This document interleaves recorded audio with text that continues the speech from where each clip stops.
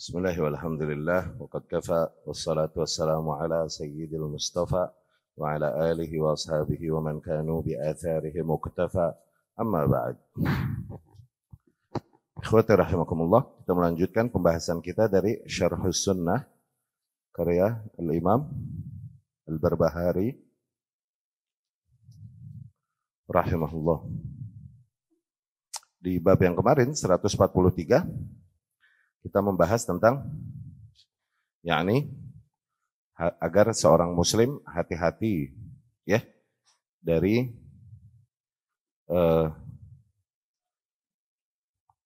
mengikuti rukhsah para ulama ya. Rukhsah yakni di sini yang dimaksud dengan rukhsah adalah zillah, kepleset-keplesetnya para ahli ilmu ya. Kepleset-keplesetnya para ahli ilmu. Hati-hati dari demikian. Karena apa? Seorang muslim kalau sengaja memang mereka hanya meniti keringanan-keringanan yang diberikan oleh para ulama atau rukhsah-rukhsah yang diberikan oleh para ulama, maka terkumpullah seluruh keburukan pada dirinya. Ya. Al-Imam Al-Auza'i kalau nggak salah rahimahullah berkata, "Idza tatabba'ta rukhsal ulama, idza tatabba'ta rukhsal ulama ijtama'a fika syarru kullu." Apabila kau sengaja nyomot-nyomot rukhsah-rukhsah. Yani di sini maksudnya zillah, ya. Tergelincirnya para ahli ilmu, maka niscaya semua keburukan berkumpul pada dirimu. Semua bentuk keburukan berkumpul pada dirimu, ya. Dan yang dimaksud dengan zillah, pernah bahkan sering kita jelaskan ya, pendapat-pendapat dari para ahli ilmu, yang pada dasarnya memang mereka bisa jadi berangkat dari usul atau konsep manhaj ahlus sunnah, namun sampai kepada sebuah kesimpulan-kesimpulan yang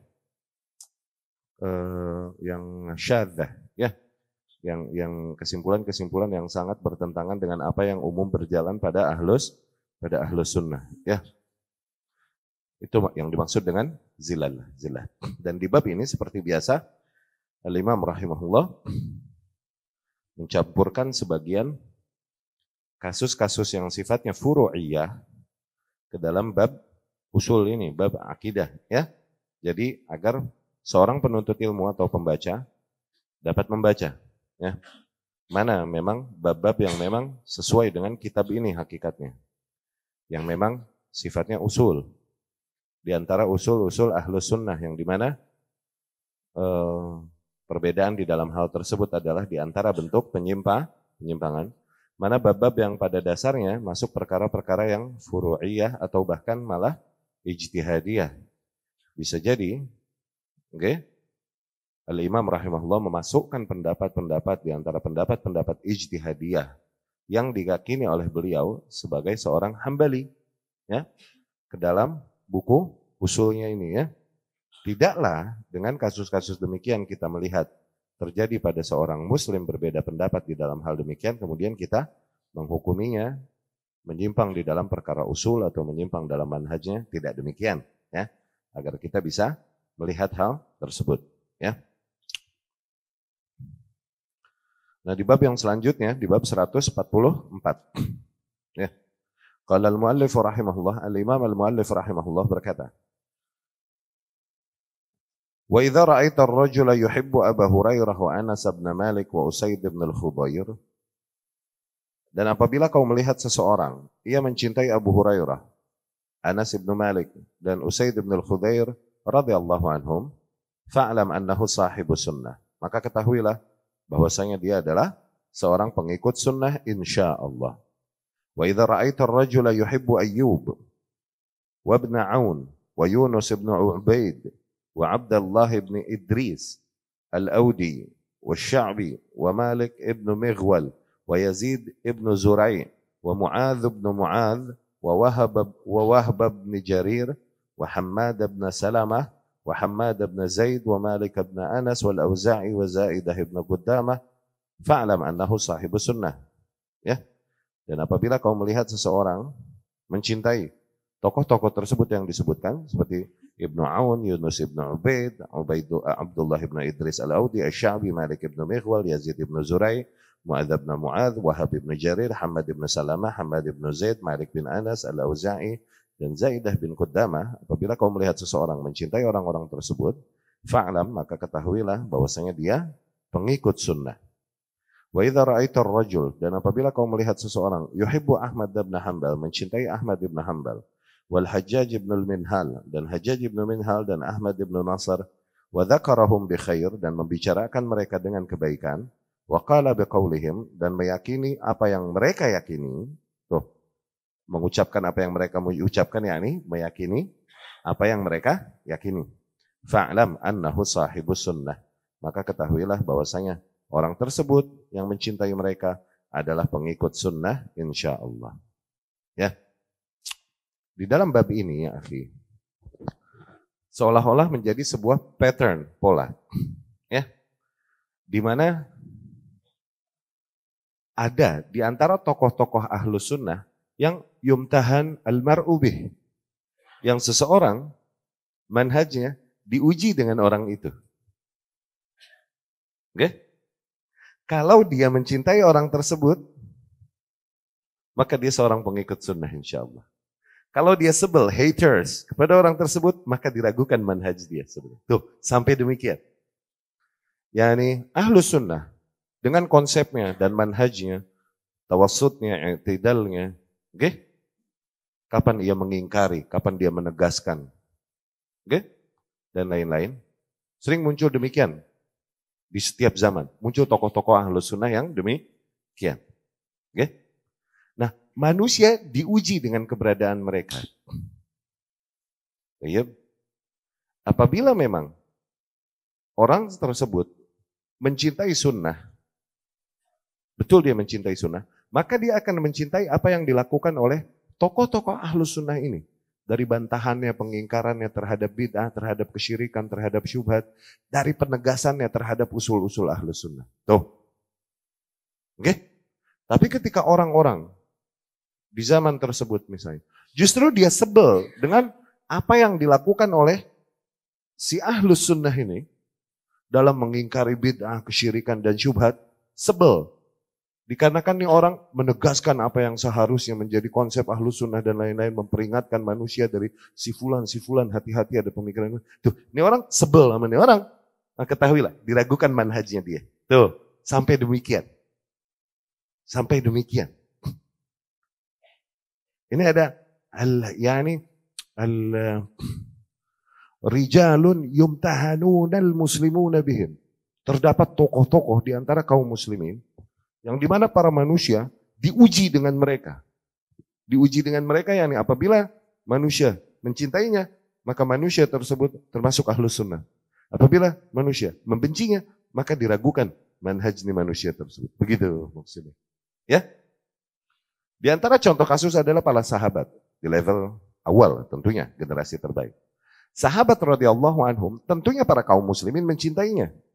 Oke? Abu Bakar, Umar, Utsman, Ali radhiyallahu anhum, asyarah mubasysyirin bil jannah, 10 orang yang dijamin surga, muhajirin dan ansar. Tentunya para kaum muslimin secara umum selama mereka masih mengaku muslim masih mencintainya, kecuali emang Rafidhah deh. Ya? Rafidhah sih udah mengkafirkan para sahabat Rasul sallallahu alaihi wasallam, kecuali 6 atau 7 orang menurut riwayat mereka yang masih Islam. Tapi emang dia muslim masih. Ya? Dia pastilah ada masih penghormatan dan pengagungannya kepada para sahabat Rasul sallallahu alaihi wasallam. Tapi ada di antara para sahabat Rasul yang diuji keyakinan dan akidah seseorang dengannya. Ada. Di antara mereka adalah Abu Hurairah radhiyallahu anhu. Abu Hurairah ini jadi mat'an seringkali, tempat mencela ahlul bid'ah. Terutama dari Syiah juga. Ya, dan dari orang-orang liberal yang memang mau menyimpangkan agama Islam. Ada gitu mereka celaknya di Abu Bakar, di Umar, nggak berani. Tapi celaknya di Abu Hurairah, nah mulai kena tuh. Atau di Muawiyah ibnu Abi Sufyan radhiyallahu anhu, tuh mulai kenanya di situ, terujinya di situ. Oke? Abu Hurairah radhiyallahu anhu, dia aslam di antara sebab-sebabnya, Mengapa jadi kok seolah-olah kesempatan besar untuk para ahli bid'ah dan ahli syubhat untuk yushakkik, untuk menimbulkan keraguan di hati para kaum muslimin terhadap adilnya Abu Hurairah radhiyallahu anhu. Abu Hurairah radhiyallahu anhu dari masuk Islam, beliau radhiyallahu anhu sampai wafatnya Nabi Shallallahu alaihi wasallam ini cuma 4 tahun. Itu Abu Hurairah. Dia masuk Islam sampai wafatnya Nabi Shallallahu alaihi wasallam itu cuma 4 tahun.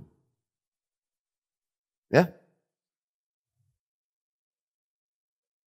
Yani Nabi Shallallahu alaihi wasallam meninggal di 10 Hijriyah.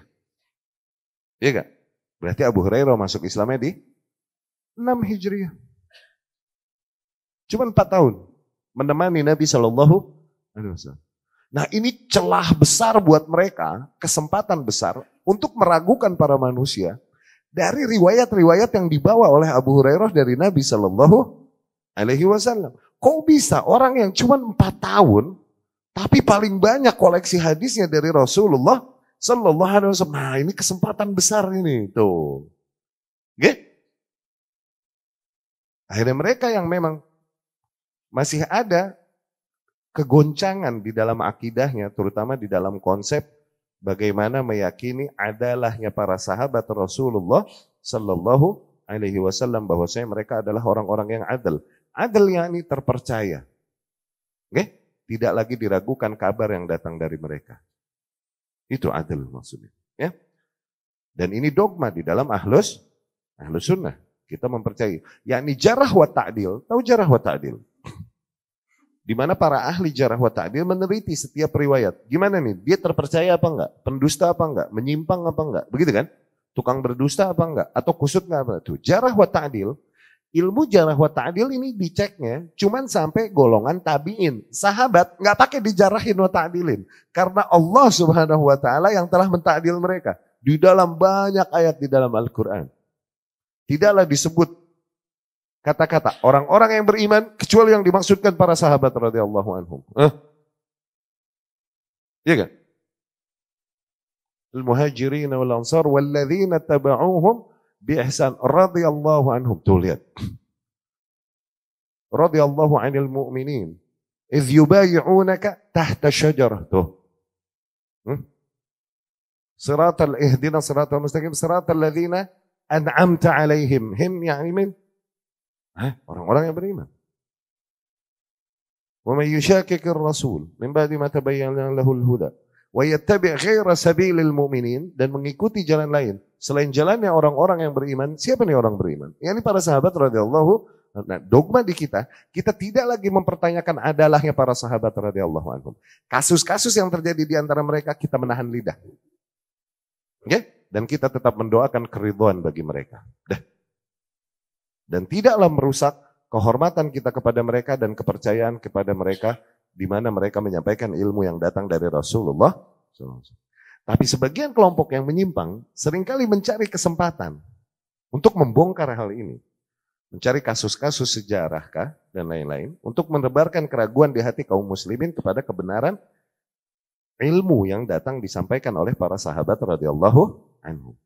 Terutama paling besar banyak kena Abu Hurairah radhiyallahu anhu. Nah, bagaimana menjawab syubhat tadi bahwa Abu Hurairah cuma 4 tahun bersama Rasulullah? Abu Hurairah 4 tahun ya bersama Rasul sallallahu alaihi wasallam full nemenin Rasul sallallahu alaihi wasallam. Beliau sendiri radhiyallahu anhu menceritakan tentang kondisinya dalam menuntut ilmu dari Rasulullah sallallahu alaihi wasallam. Syaghala ikhwanil muhajirin as-safqa fil aswaq. Saudara-saudaraku dari golongan muhajirin, mereka tersibukkan dengan safaq fil aswaq, yakni bisnis di pasar. Wa syaghala ikhwanil ansar. Adapun saudara-saudaraku dari golongan ansar, mereka tersibukkan dengan al-hitan atau haid, dengan kebun-kebun mereka. Amma ana, adapun aku, kuntu ulazimu Rasul sallallahu alaihi wasallam. Aku terus nempel Rasul sallallahu alaihi wasallam. Ala mil'i batni wa ala faraghi. Mau kenyang, mau lapar, gue tempel Rasul sallallahu alaihi wasallam. Akhirnya sami'tu ma lam yasma'u. Akhirnya seringkali aku mendengar apa yang mereka tak dengar. Wa ra'aitu ma lam yarahu. Aku sering kali melihat apa yang tak mereka lihat. Tuh, 4 tahun tapi nempel terus. Ya yang belasan tahun kalah. Paham nggak? Oke? Belum lagi doanya Rasulullah Sallallahu Alaihi Wasallam. Satu hari Abu Hurairah radhiyallahu anhu sama saudaranya, yakni sama sahabat lain bertiga, ya, yuk kita doa ganti-gantian. Yang satu doa, yang dua ngaminin ya. Iya. Ganti-gantian deh. Si fulan satu. Ya Rabbi, ya Rabbi, ya Rabbi. Begitu kan? Yang lain amin, amin, amin. Ya Rabbi berikan kami ini, berikan kami ini, berikan kami ini. Gitu kan? Yang lain ini bilang apa? Amin, amin, amin. Zen? Yang kedua lah. Ya Rabbi, ya Rabbi, ya Rabbi. Yang lain bilang amin, amin, amin. Begitu? Zen? Jadi diaminkan ya. Baru Abu Hurairah nih. Pas Abu Hurairah mau doa, Rasul datang. Sallallahu alaihi wasallam. Dan kemudian Rasul nanya, lagi ngapain kalian? Ya Rasulullah, salah seorang di antara kita berdoa dan yang lain mengamini ya Rasulullah. Oh, aneh ikutan, kata Rasul. Amin ya Rasul nih jalan. Amin ya Rasul nih sallallahu alaihi wasallam. Doanya Rasul makbul. Abu Hurairah minta, di antara yang diminta oleh Abu Hurairah radhiyallahu anhu, Allahumma inni as'aluka uluman la tunsa. Ya Allah, aku mohon kepadamu ilmu-ilmu yang tak terlupakan. Rasul bilang amin. Yang lain bilang, ya Rasulullah, ane mau juga dong yang kayak kata Abu Hurairah ini. Rasul bilang, qad sabaqakal ghulamud dausi. Yani ente kalah keduluan sama bocah dausi itu. Bocah Dausi, ini Abu Hurairah, namanya Abdurrahman ibn Daus. Ya, Abdullah atau Abdurrahman ibn Ad-Dausi, Ad-Dausi. Ya, dari kabilah Daus. Itu Abu Hurairah. Akhirnya wajarlah, dia punya kelebihan pengetahuan yang tidak ada pada yang lain, sebelah ilmu nih. Oke? Dan sahabat secara umum, mereka semua berada di atas jalan yang lurus dan mereka semua berada di atas manhaj yang hak. Mereka adil semuanya. Dikarenakan apa? Dikarenakan sholat mereka dipimpin oleh Rasulullah Sallallahu Alaihi Wasallam dan Rasul yang berdoa bagi mereka yang diimaminya, ihdinas siratal mustaqim. Maka mereka ala siratal mustaqim. Okay? Jadi wajarlah Abu Hurairah dapat hal-hal yang tidak didapat oleh yang lain, wajar. Sehingga dia punya koleksi hadis lebih banyak daripada yang lain. Kan dia bercerita radhiyallahu anhu. Ma min ashabin Nabi sallallahu alaihi wasallam akthar minni haditsan. Enggak ada sahabat Nabi sallallahu alaihi wasallam yang hadis-hadisnya lebih banyak daripadaku. Illa makan min indi Abdullah ibn Amr, kecuali si Abdullah ibn Amr noh. Yani Abdullah ibn Amr ibn As radhiyallahu anhuma. Innahu kan yaktub wala aktub. Dia soalnya rajin nulis sih. Gua mah kagak nulis. Tuh. Apal. Begitu Abu Hurairah radhiyallahu anhu. Zain.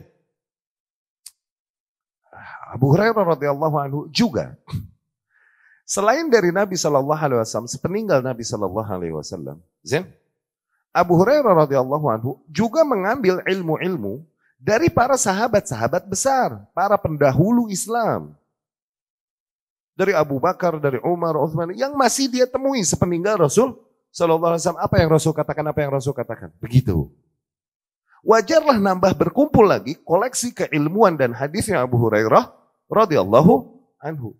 Dan seorang sahabat apabila menerima riwayat Rasul dari seorang sahabat yang lain, dia nggak mesti mengucapkan siapa sahabat yang dia dapat darinya. Dia boleh langsung mengucapkan Rasul bersabda Sallallahu Alaihi Wasallam. Dia nggak mesti mengucapkan mata rantai satu lagi ini. Kenapa? Satu level, sama-sama sahabat. Dan semuanya mu'addal, semuanya dita'dil udah. Nggak dipertanyakan lagi. Beda kalau kasusnya ditabi'in, itu namanya marosil sahabat. Mursalnya sahabat. Mursal, sedikit mustalah hadis.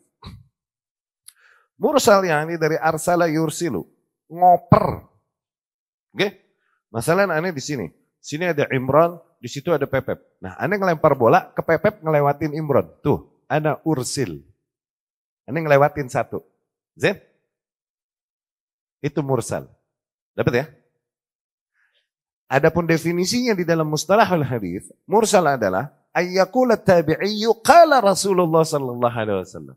ketika seorang tabi'in berkata, Rasul Shallallahu Alaihi Wasallam bersabda. Tuh, tabi'in ketemu Rasul gak? Berarti ada mata rantai yang lewat gak? Siapa? Belum tentu langsung sahabat. Kalau emang fix pasti sahabat, nggak usah dipertanyakan lagi. Kenapa? Kalau sahabat ngomong mah udah nggak mungkin dusta berarti kan? Takutnya dia dengar dari tabi'in yang lain. Nah, nggak langsung dari sahabat. Mursal dari tabi'in masih question, masih dipertanyakan.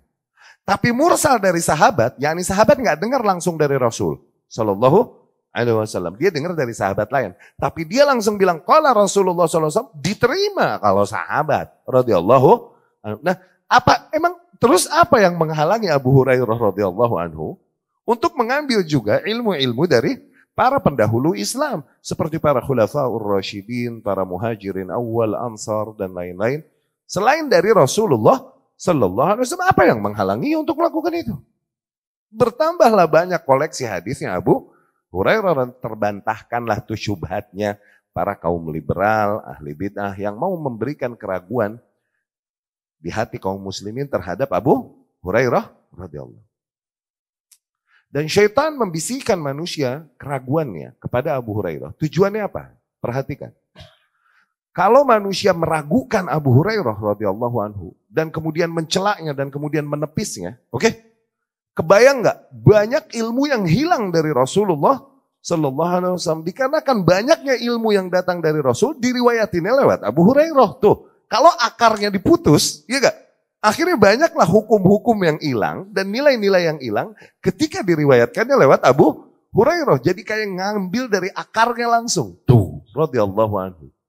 Makanya yang diincar Abu Hurairah. Zen? Dari situ dapat kita lihat, apabila seorang muslim, kau lihat, dan dia mencintai, mengagungkan Abu Hurairah, insya Allah aman manhajnya. Tuh, dapat. Oke? Kalau mencintai Abu Bakar Umar, umum. Iya gak? Tapi Abu Hurairah. Dapat ya?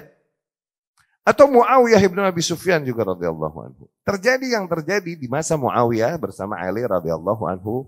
Ada perselisihan dan lain-lain.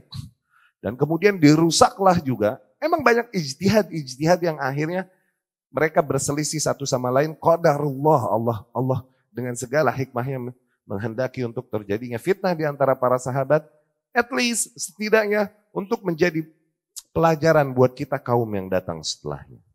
Terutama di dalam kasus imarah, di dalam kasus kepemimpinan, di dalam kasus menyikapi fitnah, di dalam kasus sam'u wa ta'ah dan lain-lain. Jadi pelajaran untuk kita, setidaknya demikian. Jadi hikmahnya tuh. Lihat generasi awal, gitu. Oke? Namun Muawiyah ibn Abi Sufyan radhiyallahu anhu bagaimanapun masih berada di barisan para sahabat radhiyallahu anhu. Oke? Di mana mencelanya adalah mencela Rasulullah sallallahu alaihi wasallam karena bagaimanapun dia sahabat Rasul sallallahu alaihi wasallam. Tidaklah bersahabat dengan seorang yang buruk kecuali orang yang buruk. No, gitu. Yani mereka yang mencela para sahabat nih, kata Imam Malik rahimahullah. Hakikatnya innama aradu at-ta'na fi Rasulillah sallallahu alaihi wasallam. Sesungguhnya mereka nih pengennya mah nyelak Rasul sallallahu alaihi wasallam. Walam yaqdiru, tapi teka-tepian. Tuh. Enggak kesampean, susah. Ketahuan langsung zindiknya dong. Ya enggak? Ketahuan langsung kafirnya. Kalau langsung nyela fata'anu fi ashabi. Akhirnya mereka mencela para sahabat Rasul sallallahu alaihi wasallam. Oke? Nah Muawiyah ibn Abi Sufyan dari kasus yang terjadi akhirnya banyaklah yang mencela Muawiyah radhiyallahu anhu. Zen? Belum lagi sejarah yang banyak disimpangkan dan hadis-hadis palsu yang banyak dibuat-buat oleh para manusia tentang Muawiyah ibn Abi Sufyan dan akhirnya dinasti yang didirikannya Bani Umayyah. Ya kan? Banyaklah hadis-hadis palsu tentang Bani Umayyah dan lain-lain yang akhirnya semakinlah manusia teruji keimanannya untuk mencintai Muawiyah ibn Abi Sufyan radhiyallahu anhu. Semakin teruji karena banyak hadis-hadis yang beredar demikian ngejelek-jelekin Muawiyah ibn Abi Sufyan. Kenapa? Kenapa banyak hadis palsu tentang Muawiyah dan tentang Bani Umayyah secara keseluruhan? Kenapa demikian? Al-Imam Adz-Dzahabi rahimahullah menceritakan hal ini. Oke? Dulu sejarah kaum muslimin belum giat untuk menuliskan sejarah, belum. Di zaman Umayyah, zaman Khulafaur Rasyidin dan zaman Bani Umayyah belum ada. Ya? Akhirnya nggak ada yang merekam peristiwa-peristiwa yang terjadi di antara para kaum muslimin. Tarikh, sirah belum giat mereka menulis. Di abad kedua baru mulai. Abad kedua Hijriah. Mulainya digiatkan itu di zamannya Abbasiyah, Abbasiyah setelah Bani Umayyah. Oke? Ketika Abbasiyah naik, menggulingkan rezim sebelumnya, yaitu rezim Umayyah, Abbasiyah naik, muncullah 3 golongan penulis. 3 golongan penulis. 3 golongan penulis, perhatikan. Dan mulai digalakkan penulisan sejarah, dan bahkan terjemahan-terjemahan ilmu-ilmu yang dari luar Jazirah Arab, dari luar barisan kaum muslimin. Tuh, ilmu kalam, filsafat dan lain-lain mulai masuk tuh ke barisan tuh masa itu tuh. Oke? Tadinya makanya luasnya ilmu pengetahuan, tapi secara nggak langsung walhasil masuklah virus ke dalam barisan kaum muslimin. Zen. 3 golongan penulis yang muncul di masanya Bani Abbasiyah ini. Yang pertama, mereka yang nulis barisan sakit hati. BSH. Barisan sakit hati ini, yakni dulu ketika zamannya dinasti Umayyah, mereka misalnya dari golongan turunannya Abbas ibn Abdul Muttalib, Abbasiyah, atau turunannya Ali bin Abi Thalib, Alawiyah. Nih, turunannya Ali bin Abi Thalib nih Alawiyah, ini yang dibilang Ba'alawi. Tuh, kalau lu tahu. Ini, karena rezim yang ada mesti menjaga stabilitasnya dan sustainability-nya, mau gak mau gigi-gigi yang mengancam, di-pressure dong, ditekan dong, iya gak?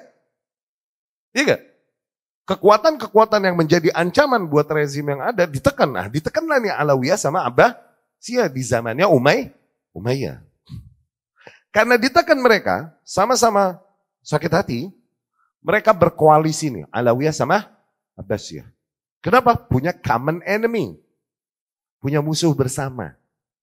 Punya common interest. Punya ketertarikan bersama. Kenapa? Menggulingkan rezim yang ada. Zen? Lama mereka mengupayakan hal tersebut sehingga akhirnya qadarullah berhasil mereka menggulingkan rezim Orde Umayyah. Boom, naiklah. Ketika naik, nggak mungkin ada dualisme kepemimpinan. Itu nggak mungkin. Mesti cuma satu pemimpin, iya gak? Dualisme kepemimpinan. Demikianlah politik. Mereka akan bersatu karena common interest nggak ada. Sakata yusakitu, sikut-sikutan. Yatasakatun, yani saling sikut-sikutan. Oke? Jatuh ya sakot. Oke? Saling menjatuhkan. Abbasiyah sikut Alawiyah, Alawiyah ditindas lagi. Tuh, naiklah Abbasiyah. No. Jadilah dinasti dan rezim baru, Caesar yang baru. Ceritanya begitulah, singkat cerita. Zen? Pada saat itu muncul 3 golongan penulis. Nah, barisan pertama, barisan sakit hati. Sakit hati yang dulu ditindas sama rezim Orde Umayyah. Akhirnya bikinlah kisah-kisah, cerita-cerita, riwayat-riwayat yang dusta untuk jelek-jelekin Muawiyah ibn Abi Sufyan dan keturunan-keturunannya. Tuh. Udah gak objektif. Kenapa? Barisan sakit hati. Ditambah-tambahin, bikin hadis-hadis dusta. Iya gak? Golongan yang kedua adalah alladzin yaktub liyakul. Dia nulis emang cari makan. Dia lihat trennya apa sekarang? Oh, trennya podcast nih sekarang misalnya. Gitu, misal, gue bilang misal. Misalnya, ikutanlah. Nggak peduli hak dan batil. Yang penting ikutan meraup keuntungan dari kue yang lagi bertebaran ini. Oh, musimnya sekarang lagi celak-celak generasi dulu, no. Ikutan deh, nulis untuk mendapatkan keuntungan duniawi. Ini golongan kedua. Golongan ketiga, nah ini baru. Mereka yang menuliskan sejarah dengan riwayat, dengan sanad. Dikabarkan dari fulan bahwasanya ada kejadian demikian. Nah, itu periksa. Benar gak tuh? Si fulan diterima gak? Si fulan diterima gak? Si fulan diterima gak? Kalian periksa deh. Jadi mereka fungsinya sebagai orang-orang yang merekam sejarah dengan sanadnya. Wariskan kepada generasi berikutnya. Kalian teliti sanadnya nanti. Ini kabar bisa diterima apa enggak? Begitu. Fahim? Di antara orang yang pertama kali menulis sejarah dengan sanad, Al-Imam Al-Mujtahid Al-Mutlaq Sahibul Madhab, Al-Imam Abu Ja'far At-Tabari. As-Salafi.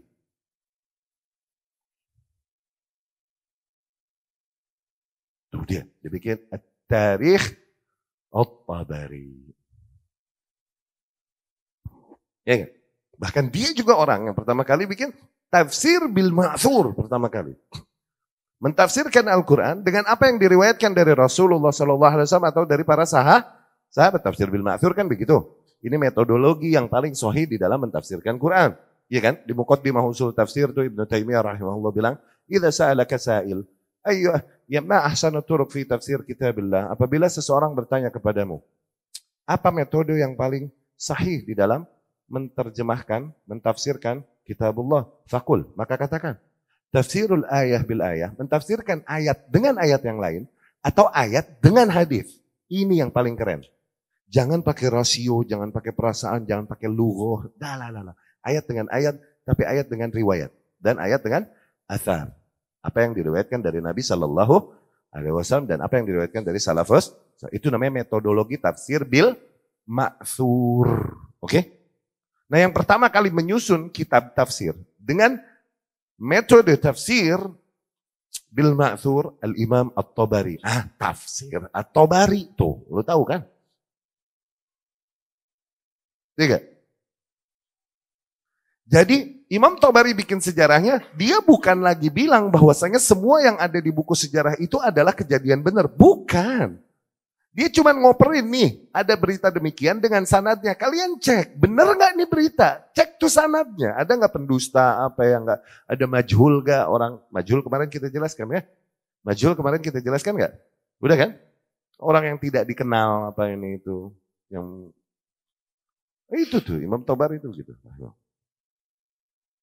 Makanya Muawiyah bin Abi Sufyan singkat cerita akhirnya diantara sahabat yang paling banyak mendapatkan jatah celaan. Dan dengan itu, wallah kami yakin Allah menghendaki untuk lebih memuliakan lagi Muawiyah bin Abi Sufyan radhiyallahu anhu, Abu Hurairah radhiyallahu anhu dengan dijadikan hal demikian.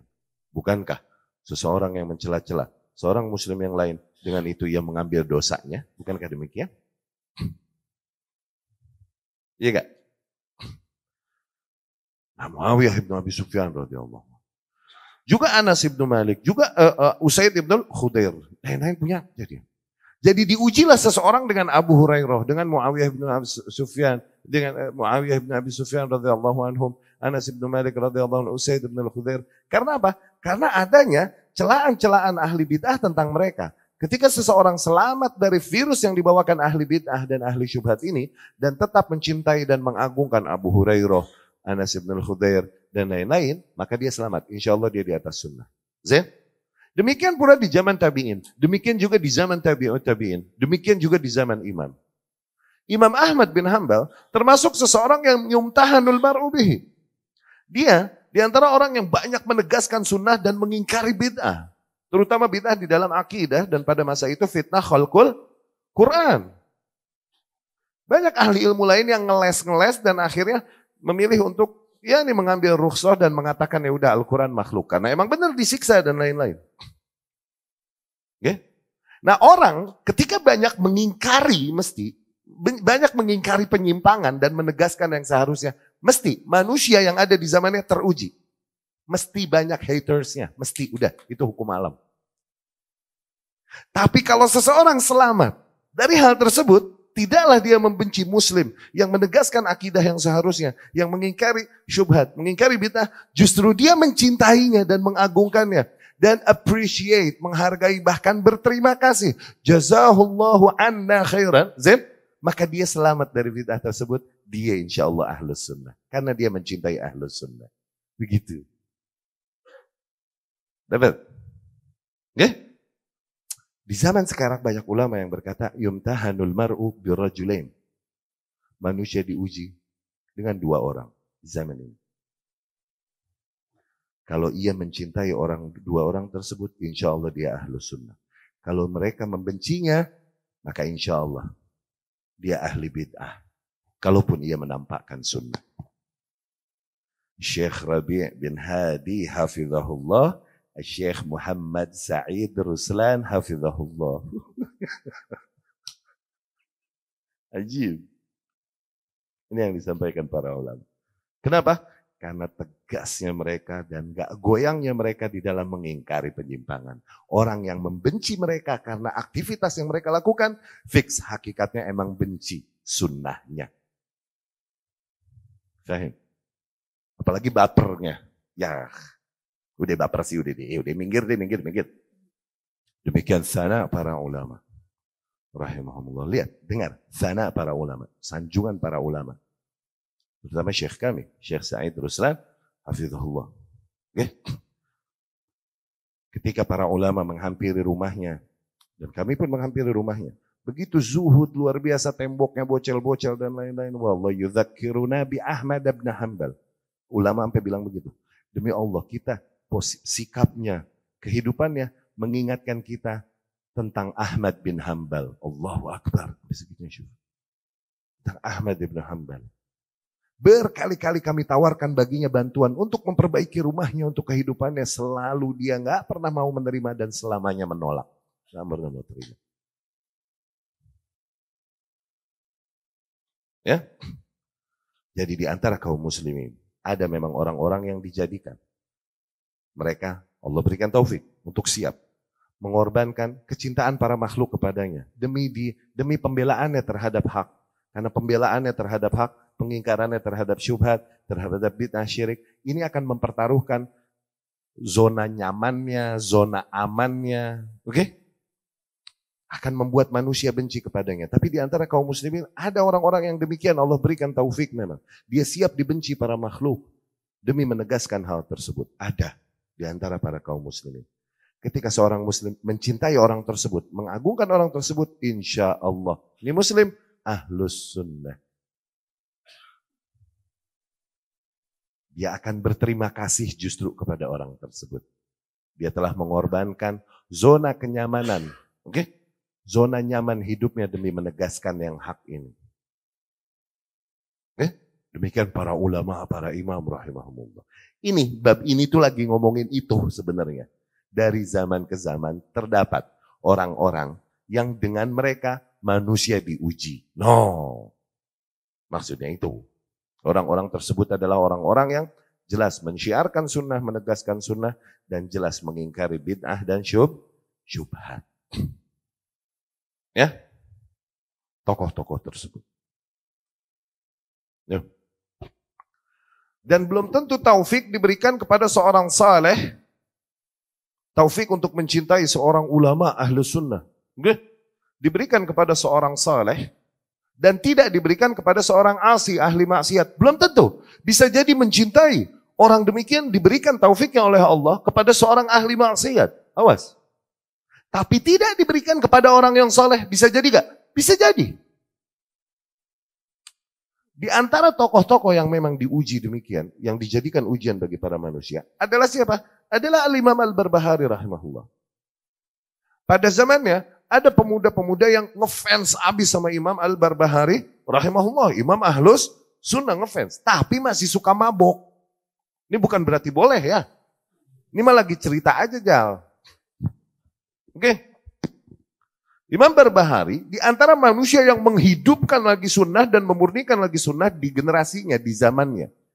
Ada anak-anak muda yang ngefans abis sama beliau rahimahullah, tapi masih suka nokip jal. Masih suka shot. Ada orang-orang saleh, ahli ibadah di zamannya. Tapi emang ahli ibadah demikian, akhirnya berada di atas bid'ah dan tidak di atas manhaj ahlus sunnah. Ketika melihatnya orang-orang mabuk, ini ahli ibadah, ini pada ngomong, tuh lihat no, atba Ahmad no, pengikut Ahmad bin Hambal no. Tuh gitu. No ngakunya pada Hambali, pada pengikut Imam Ahlus Sunnah Ahmad, tapi pada mabuk no. Tuh menggunjingnya. Ini orang-orang soleh, menggunjing nih anak muda yang mabuk. Loversnya Al-Imam Al-Barbahari yang di atas, konsepnya Al-Imam Ahmad bin Hambal rahimahumullah Ahlus Sunnah. Zin? Ini orang mabuk dengar digunjing, dia hampiri sambil mabuk. Orang mabuk jal. Ya mah. Atba Ahmad thalathah asnaf.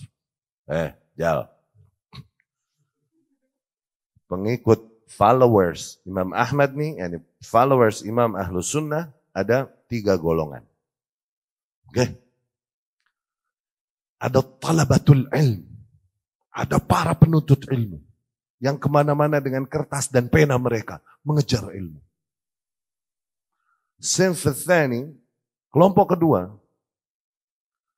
adalah para zuhad nusak, para orang-orang ahli ibadah. Ya, ini yang berada di atas konsep akidah ahlus sunnah sebagaimana yang disampaikan Imam Ahmad bin Hambal. Enggak terlalu menyibukkan diri dengan ilmu tapi beribadah dengan baik. Itu golongan kedua. Ada golongan ketiga. Golongan ketiga nih yang suka sikat para ahli bid'ah. Terus dihajar, cetang, disawok.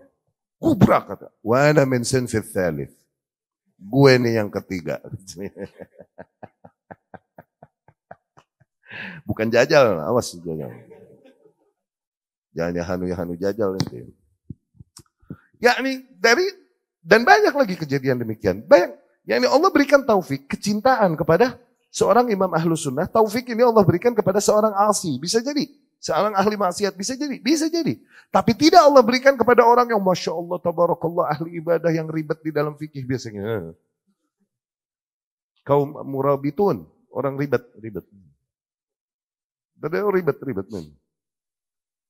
Bisa jadi Allah berikan taufik ke sini, enggak ke sini. Bisa jadi, awas. Ya. Demikian ahlus sunnah dari zaman ke zaman dan manusia dari zaman ke zaman. Dapat diketahui manhaj mereka ketika mereka mencintai tokoh di antara tokoh-tokoh ahlus sunnah yang menegaskan sunnah dan yang menegaskan pengingkarannya terhadap bid'ah dan syubhat. Tuh. Dan terlihat manusia yang akhirnya justru benci sikapnya. Dia benci sikap seorang hamba Allah yang mengingkari bid'ah, mengingkari syubhat. Ini kan lagi dalam rangka jaga agamanya. Kok bisa seorang hamba Allah mengaku mencintai agama Allah, tapi dia benci aktivitas seseorang yang menjaga kemurnian agama Allah Subhanahu wa ta'ala. Hakikatnya diragukan kecintaannya kepada kemurnian sunnah Rasul sallallahu alaihi wasallam. Kok bisa lu sebel sama orang begini? Harusnya lu syukron sama orang begini. Begitu. Harusnya ente bilang jazakumullah khairan sama orang begini. Bukan menggunjingnya, membencinya, mencacinya, memakinya, dan lain-lain. Dapat ya? Ini bab ini lagi berbicara tentang itu. Aku lu qauli hadza wa astaghfirullah li wa lakum.